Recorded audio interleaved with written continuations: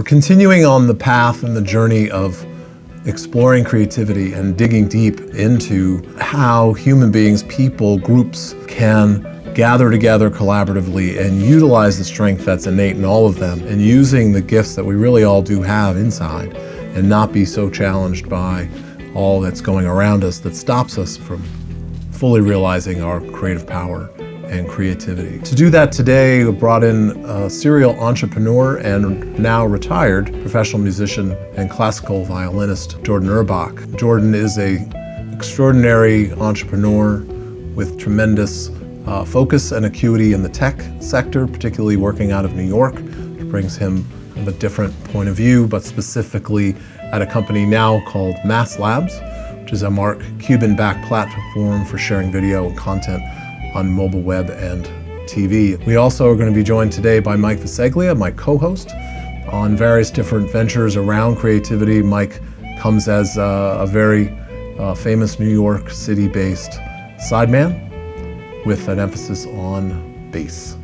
He has played with a variety of top stars around the world and traveled for 27 years with Suzanne Vega. And he's going to join me today to bring a different conversation with three of us, talking as a group specifically about these different topics around creativity. Enjoy. So let's talk about favorite music. You've got some inside of that brain of yours. It starts where? Well, it starts from, I think, what you grew up with. You know, I think that like sets the foundation for what you're going to listen to the rest of your life. And for me, I was lucky. I had a mom that was really, behind me, pushing me into classical music, which was successful for me. And then a dad who grounded me, because I came home and he was, blasting Led Zeppelin and Jimi Hendrix. And I remember when I was playing coffee houses as a kid, I'd play guitar to take away some of the pressure of playing classical violin all the time. And I learned one song from my dad. It was his favorite song. Can't Find My Way Home. The Blind Faith. Everyone would. Eric Clapton. Do you have it? Yeah, I do. Let's play it.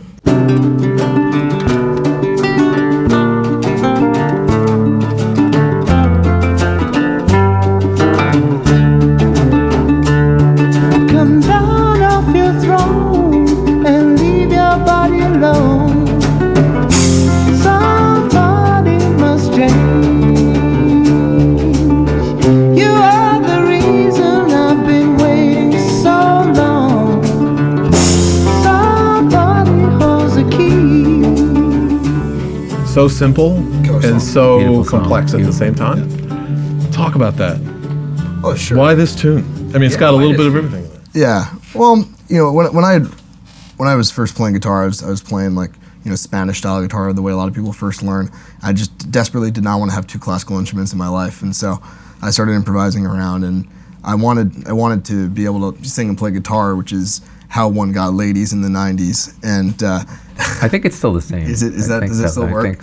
So I've been told. The first song I actually learned to sing and play at the same time, which was a major block for me, was Fire and Rain. And when my dad finally told me this was his favorite song, I had some motivation to learn it.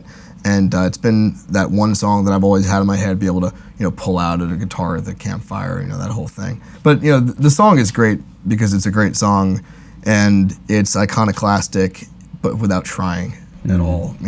The bridges are all improvisations, and Stevie Winwood's whistling, right, and Clapton's playing and around there. There's no real distinction that the voice is the primary instrument and the guitar is the secondary instrument. And then the chord structure itself is cool because it has definition and motion in of itself. It's hard to explain. Can I actually grab that? Yeah. Chord progression is always defined by that bottom hit. Of course. So, yeah.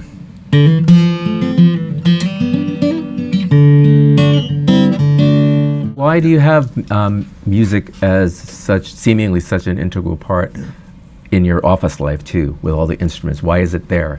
What is having music, or even having the instruments, or being able to sit down and play? What does that bring to you as a business person? Honestly, it's tough for me to speak creatively without a guitar on my lap like this. To be perfectly honest, I have my most open, lucid moments when I have an instrument in my hand, even when those moments have nothing to do with music. Exactly. My co-founder is a lefty, but he's a genius and he can play righty guitar too. And so I've never tried to play lefty, but I imagine it's difficult. And he and I will pick up the guitars in the office and jam during breaks and meetings. Everybody else will take a bio break, in a long iteration planning meeting. We make software. And we'll go and jam together, and we have a ton of mutual respect for each other, and that helps to clear the mind. I'm sure you're aware, as someone who's involved in neuroscience, that the functional MRI studies have shown that when there's music involved in any specific activity, it engages more parts of the brain than any other activity you can do. So I would think that even having music as an addendum to a business meeting or whatever might be there actually gets you to activate your brain in ways that it might not be activated without the music. So there might be more areas you're receiving from, even on a business term. The neuropsychological community has sort of agreed on a term for what the opposite of procrastination is, and it's called flow. It can be loosely described as a highly focused mental state where there aren't really a ton of obstacles in the way between you and actually getting your work done. And it's something that people in very certain fields have to get into in order to get their work done. Software engineers are chief among that, and those are 80% of my employees.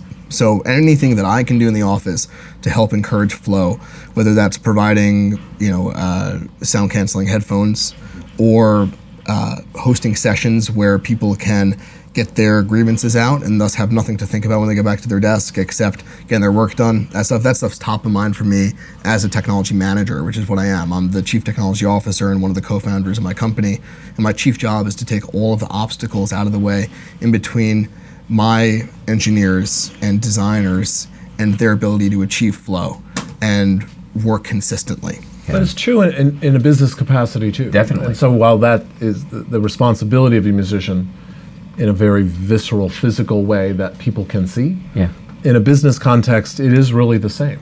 That's right. And I we're agree. blocked by very similar natural and emotional obstacles. If you want to take it into the business context is, hey, when you notice your attention wandering, when you notice that you're getting into waters that are too deep for you to swim comfortably, when you notice you're getting into fields where you don't have the right skills to handle it, when you notice your business getting out from under your control, your project getting out from where you feel comfortable, bring it back to what you're comfortable with. If you're a design person, come at it from that design perspective again. If you're a technical person, forget about the design challenges. If you're a hustler, think about it from a strategic partnerships perspective. Come back to your breath, come back to your strength. But you do have to discover what those strengths are and allow yourself to break patterns. And in a business capacity where we're all charged with executing or succeeding in some way, we have to be able to trust our inner selves and trust the people around us. Being an entrepreneur has its own set of wackiness. Yep. A friend of mine once told me when I was considering starting a business, he said quietly and somewhat in whispered tones, "You do know you're nuts and no one will like you and you won't have a lot of friends." So just understand that that's a possible outcome of choosing to be an entrepreneur. You've had many entrepreneurial ventures. Why? Yeah. That's a great question. You get bored fast? Or you have too many things to figure out? So great questions, and I don't know. I don't think it's because I don't like working for people. I've worked for people before, and I think I'm a pretty good employee. I don't think it's because I get bored quickly. I've had some of the same interests since I was a kid, and I still listen to Jimi Hendrix. I think that it's because I get super frustrated when I see things that aren't being done well. And that's really, every single thing that I've done because I've looked at the world and said, why on earth is this being done this way? I could do it better, and that would be better for people.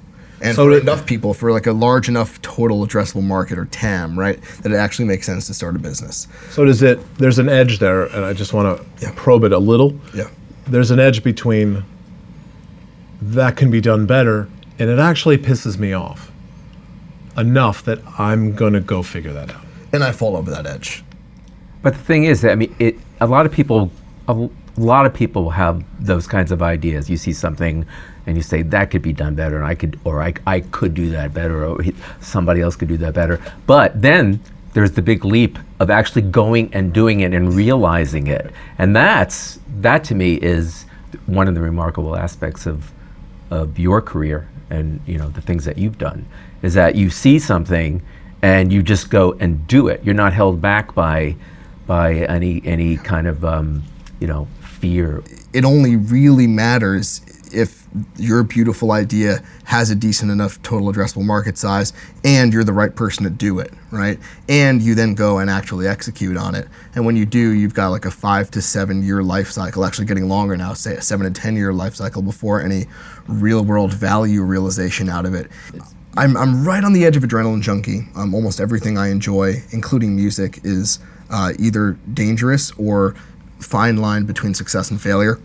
And I think that fulfillment for me comes in the form of me doing something very difficult and probably dangerous and doing it well and making people happy and actually addressing the market that everybody's talking about. That's great. Whether that market is the audience in front of me or 50,000 people using one of my apps. So YouTube's unbeatable, right? That business model, baked, cooked.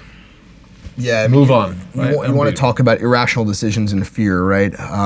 The part of the brain that makes rational decisions says you probably shouldn't challenge someone that's as entrenched as YouTube is, right?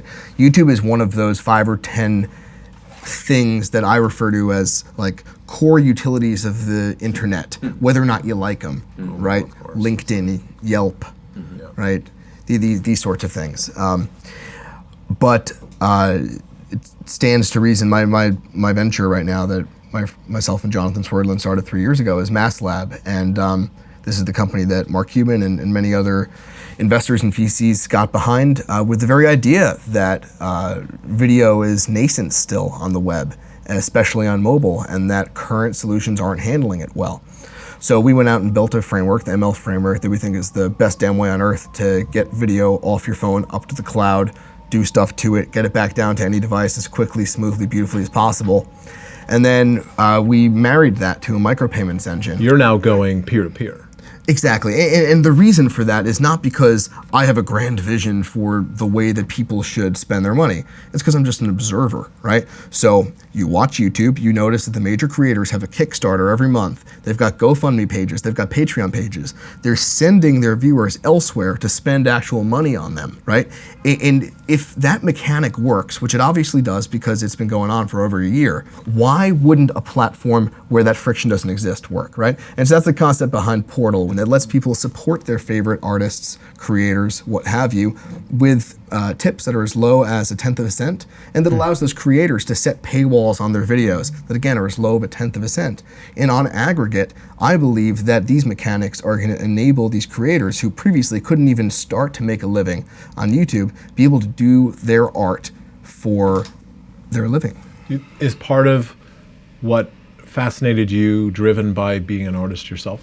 And a creator yourself? I absolutely have empathy because I was a professional musician. The market itself makes sense, the technology makes sense, but more than anything, I empathize with the creator.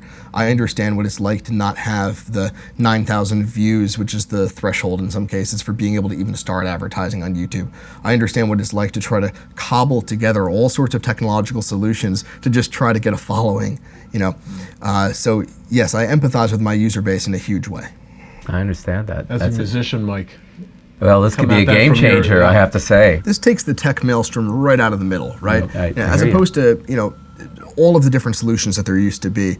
All I'm saying is if you are so amazing that you can drive viewership to your videos, which I can't even do, right? Which is arguably the hardest part of the job. You've got the front of the pipeline filled. If you're that amazing, you should have a tool that lets you easily get support from those people, right? And that's all we're building with Portal. Yep. We've been talking a lot about individuals, human beings singularly, about how to break through.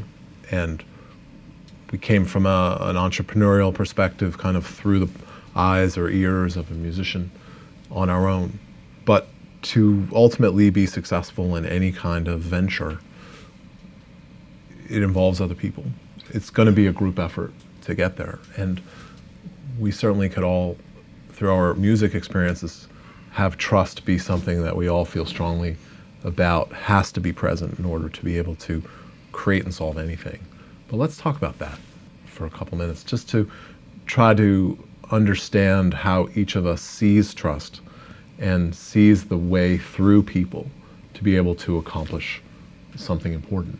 Well, I think it's important in my line of work, but I think this can work in any business where there's a group of people.